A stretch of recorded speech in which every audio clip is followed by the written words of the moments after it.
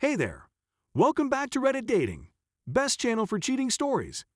Make sure to like and subscribe the channel for more spicy stories. Should I 48M tell my wife 44F that I received a tape of her in the mail? Throw away. This is an odd thing. Wife and I have been married 20 years. I've never suspected her of cheating and our sex life has been outstanding. First of the year, I receive a package in the mail. It's a DVD addressed to me and a typed note that says, "Your eyes only." It's my wife having sex, separately, with 3 guys. She was younger, much younger. Based on body and appearance and hairstyle, it was around the time we were going out. Either before, during, or after we were engaged. She grew her hair longer for the wedding and kept it that way. At first, I've no idea who sent it to me other than one of those 3 guys in the DVD, none of which I know. I'm assuming it's one of my wife's ex. Second, I've no idea why they sent it. Are they trying to say she was screwing around on me? The tape isn't time-stamped, so I don't have a frame of reference. She kept her hair short for years, until we were engaged, so it could have been during a block of time, certainly before we dated. And also, what are they trying to achieve if this was taken before we dated? I know my wife had other partners. Hell, I had 3 times the partners she did before we married, but that was 20 years ago. I think we're past that. But apparently this person or persons isn't. The whole thing is strange. I'm not sure what's going on. I haven't told my wife. I'm not sure how she would take it. She's very sexual and adventurous, but don't think she'd like the idea of her past catching up to her. But I don't think I'll get to the bottom of this unless I tell her. Edit. Update. I'm overwhelmed by the responses. Thank you for your interest. I did speak to my wife yesterday afternoon.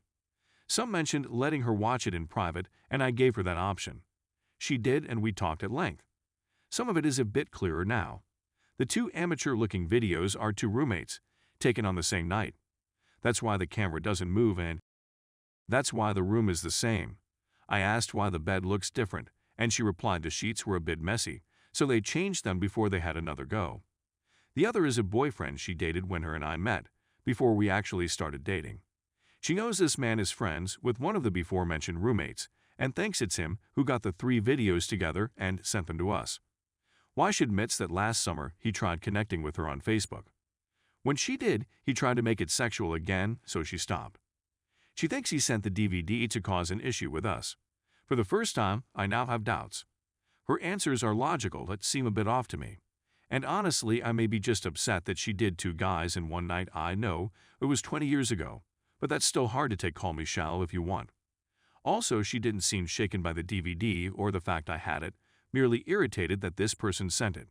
I had the idea she rather I didn't have it, but now that I did, oh well. It still leaves many questions unanswered, such as why the tapes are from 96-97 and the DVD was made in 2013, but I'm just getting it now. That may be minor, but it may be everything.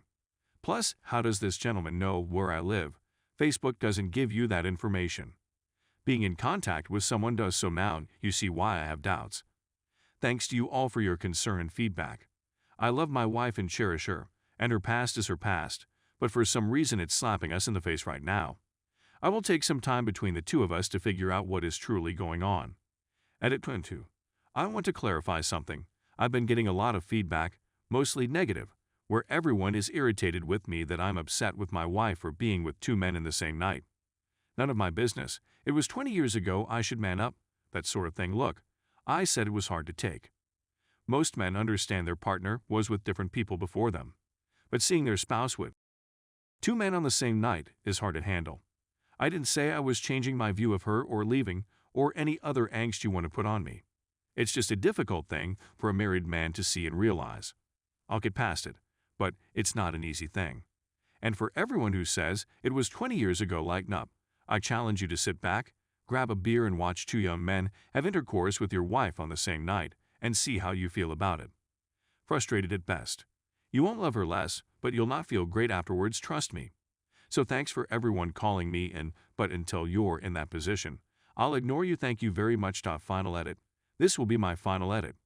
Thank you all for your support, but all I will say is, it's time for me to make some decisions. I hacked into my wife's Facebook account. Childish and immature, I'll admit, but I did it nonetheless. And I found things disturbing enough that I need to think long and hard about what I do next. I've given her the benefit of the doubt through this entire thing, Now a shadow had been cast and I'm questioning her more than ever before. Heartbroken is putting it mildly. It's time for me to work on my life and myself. Thanks to everyone and their interest. Story 2. I, 24M, have to decide whether or not to abandon my mother because of my toxic sister, and it's so heartbreaking. TLDR, at bottom of the story is basically that I have a sister with untreated borderline personality disorder who will not get treatment, who is easily the most toxic person I've ever met. I never knew much about her until I was in 9th grade, and she and her husband broke up, so she came to live with us for around a year before finding another boyfriend. That year was easily the worst year of my life, with non-stop fighting between my mom, who I now support and who lives with me, and my sister. The police were called tens to hundreds of times that year because we were genuinely scared that she would kill someone due to her rages. In 2014, my mom and I moved to another state to get away from my sister, and my mom let my sister live in the house I grew up in. Fast forward 7 years, my sister's boyfriend committed suicide. To be fair, he also had a lot of mental health issues. She lives alone, and the house is now in such bad condition that the homeowners association is coming after me and demanding me to have the house demolished. I was in college up until last year, so I really couldn't help with maintenance at all, or I would have. I am not legally the owner as I never had the house transferred to my name, but it would go to me if it went through probate. I grew up in extreme poverty, but went to a top 50 university with only about $8K in student debt, and now have a salary of around $90K, plus my mom's income about $10K/year helps as well. My sister receives something like $700/month in disability, so she can't pay anything towards this, or very little. The ideal solution to this for me would be for me to put another mobile home on the property. However, the HOA will only accept ones with shingled roofs and vinyl/wood siding Akanur ones, which costs a lot more. Mobile home movers are also backed up, so even if I find an existing one at a cheaper price, there's no guarantee that I can actually have it moved. I'm happy to spend in the $10K-40K range on this as I already live very frugally and have saved up around $25K already despite just graduating last year. Plus I got promoted, so my salary is higher now than what it was last year. But it's looking like the project will end up costing upwards of $70-100K, and I'll end up having to get a mortgage if I don't want my sister living with us.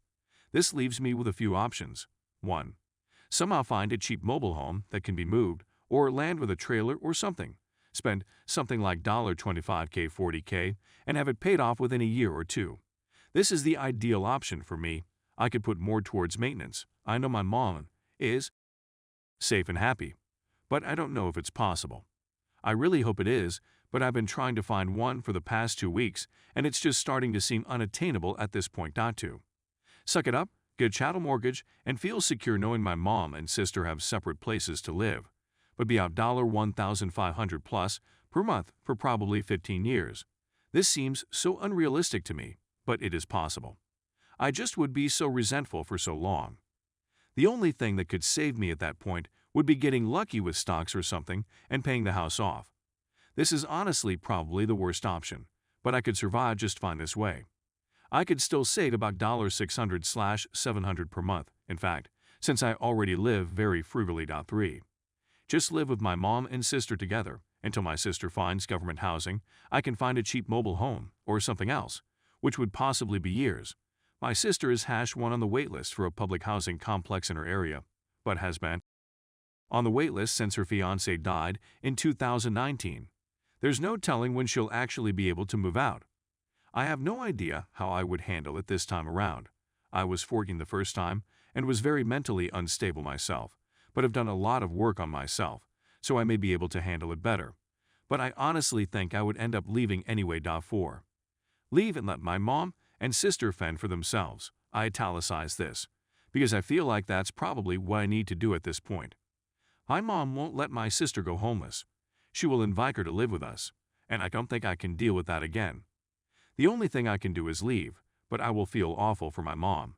She went through such horrible things growing up, and I was finally able to give her a secure, peaceful life. She said that the past 7 years with me have been the best of her life, and a lot of her issues like panic attacks and insomnia have gone away completely. If I leave, I don't even know how much longer my mom would stay alive. I was suicidal by the end of my time living with my sister, which was only a year. And without me, I don't know what my mom would do. She 100% relies on me and is 70 years old, can barely walk or do anything without my help, and might not survive very long without me. I have a lot of resentment for my mom and have already sacrificed a lot to take care of her. I'm gay and never told her about my sexuality and seriously limited my romantic/sexual experiences because of living with her. What happens if I seriously date someone? It would be too complicated with my situation. I'm agnostic/atheist and pretend to be Christian around her, and there are many other things I hide from her and sacrifice to avoid her feeling disappointed. My mom isn't abusive, I just don't want to show my true self around her because it makes things easier. If I left, I could finally be myself and have a normal life if I left, but again, I would just feel so terrible. I hope to give her a good experience at the end of her life, but it's also true that she made bad choices throughout her life and should probably deal with the consequences herself.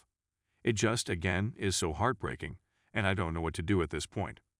Money is very important to me now, as, like I said, I grew up in extreme poverty, and I hope to be wealthy one day. Before this situation happened, I saved over $2,000 a month.